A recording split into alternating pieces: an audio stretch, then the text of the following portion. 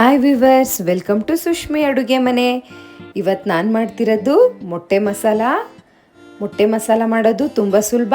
ಬನ್ನಿ ಹೇಗೆ ಮಾಡೋದು ಅಂತ ನೋಡೋಣ. ಬಾಣಲಿ ತೊಗೊಂಡಿದ್ದೀನಿ. ಬಾಣಲಿಗೆ ಸ್ವಲ್ಪ ಎಣ್ಣೆ ಹಾಕ್ಕೊಂಡು, ಎಣ್ಣೆ ಸ್ವಲ್ಪ ಬಿಸಿ ಆದಮೇಲೆ ಅರ್ಧ ಸ್ಪೂನಷ್ಟು ಕಾಳುಮೆಣಸು, 4 ಲವಂಗ, 3 ಪೀಸಷ್ಟು ಚಕ್ಕೆ ಸ್ವಲ್ಪ ಫ್ರೈ ಮಾಡ್ಕೊಳ್ಳೋಣ. 8 ಗುಂಟೂರು ಮೆಣಸಿನ್ಕಾಯಿ, 5 ಬೇಡಿಗೆ ಮೆಣಸಿನ್ಕಾಯಿ ಕಟ್ ಮಾಡಿರೋ, 1 ಈರುಳ್ಳಿ, 7ರಿಂದ 8 ಗೋಡಂಬಿ, 2ರಿಂದ 3 ಸ್ಪೂನಷ್ಟು ಕಡಲೆ ಬೀಜ, 1 ಟೊಮೆಟೊ, 2 ಗೆಂಡೆ ಬೆಳ್ಳುಳ್ಳಿ, 1 ಇಂಚಷ್ಟು ಶುಂಠಿ, ಸ್ವಲ್ಪ ಕೊತ್ತಂಬರಿ ಸೊಪ್ಪು ಎಲ್ಲನೂ ಹಾಕ್ಕೊಂಡು ಚೆನ್ನಾಗಿ ಫ್ರೈ ಮಾಡ್ಕೊಳ್ಳೋಣ. ಈರುಳ್ಳಿ ಟೊಮೆಟೊ ಎಲ್ಲ ನೀಟಾಗಿ ಫ್ರೈ ಆಗಲಿ. ಸ್ವಲ್ಪ ಎಲ್ಲ ಬಾಡಿಸ್ಕೊಂಡ್ರೆ ಎಣ್ಣೆಲೆ ಚೆನ್ನಾಗಿರುತ್ತೆ. ಇವಾಗ ಇದೆಲ್ಲ ಸ್ವಲ್ಪ ಚೆನ್ನಾಗಿ ಫ್ರೈ ಆಗಿದೆ.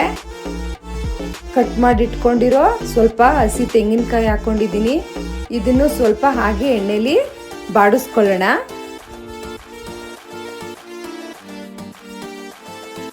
ಇವಾಗ ಎಲ್ಲ ಆಲ್ಮೋಸ್ಟ್ ಆಗಿದೆ. ಸ್ಟವ್ನ ಆಫ್ ಮಾಡ್ಕೊಳ್ಳೋಣ. ಸ್ವಲ್ಪ ತಣ್ಣಗಾಗಕ್ಕೆ ಬಿಟ್ಟು ಎಲ್ಲನೂ ಒಂದು ಮಿಕ್ಸಿ ಜಾರ್ಗೆ ಹಾಕೊಳ್ಳೋಣ. ಎಲ್ಲನೂ ಮಿಕ್ಸಿ ಜಾರ್ಗೆ ಹಾಕ್ಕೊಂಡು ಸ್ವಲ್ಪ ಪುದೀನ ಸೊಪ್ಪು ಹಾಕ್ಕೊಂಡು 1-2 ಸ್ಪೂನಷ್ಟು ನೀರು ಹಾಕ್ಕೊಂಡು ನುಣ್ಣಗೆ ಪೇಸ್ಟ್ ಮಾಡ್ಕೊಳ್ಳೋಣ.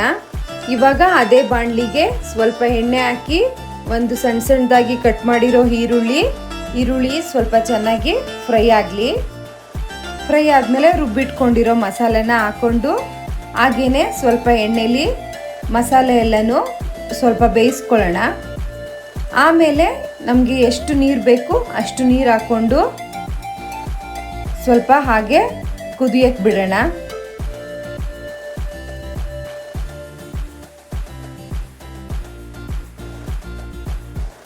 ಇವಾಗ ರುಚಿಗೆ ಎಷ್ಟು ಉಪ್ಪು ಬೇಕು ಹಾಕಿ ಒಂದು 10 ನಿಮಿಷ ಹಾಗೆ ಒಂದು ಲಿಡ್ನ ಕ್ಲೋಸ್ ಮಾಡಿ ಬಿಡೋಣ.